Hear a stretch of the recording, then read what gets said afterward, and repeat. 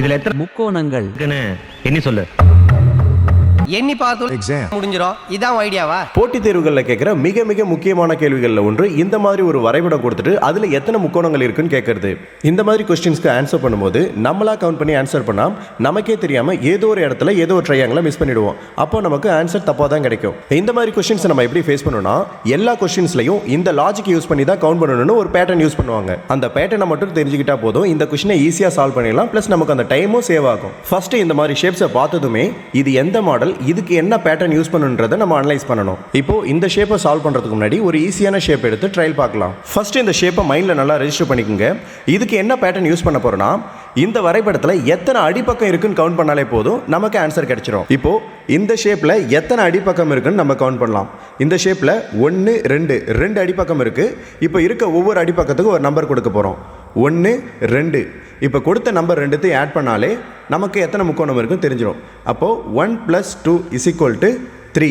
இதில் 3 முக்கோணங்கள் இருக்குது. நம்ம கவுண்ட் பண்ணி செக் பண்ணலாம். 1 2 3. இதில் 3 முக்கோணங்கள் இருக்குது. இப்போ அடுத்த ஷேப் பார்க்கலாம். இதில் 3 அடிப்பக்கம் இருக்குது. 1 2 3. இப்போ அந்த 3 நம்பரை ஆட் பண்ணுவோம். 3 + 2 5, 5 + 1 6. இதில் 6 முக்கோணங்கள் இருக்குது. இப்போ இந்த ஷேப்பை பாருங்கள். இந்த ஷேப்பு முன்னாடி பார்த்த ஷேப்பும் ஒரே மாதிரி தான் இருக்குது. ஆனால் இது 2 அடுக்காக இருக்குது.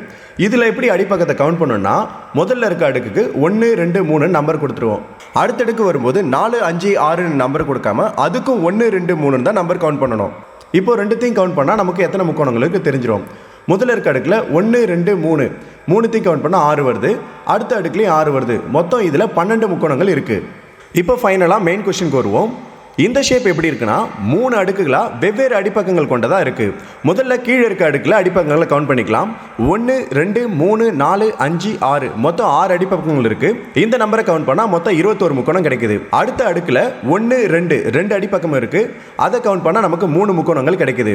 இறுதியாக 1 2 3 4 அடிப்பக்கங்கள் இருக்குது. அதை கவுண்ட் பண்ணால் நமக்கு மொத்தம் 10 முக்கோணங்கள் கிடைக்குது.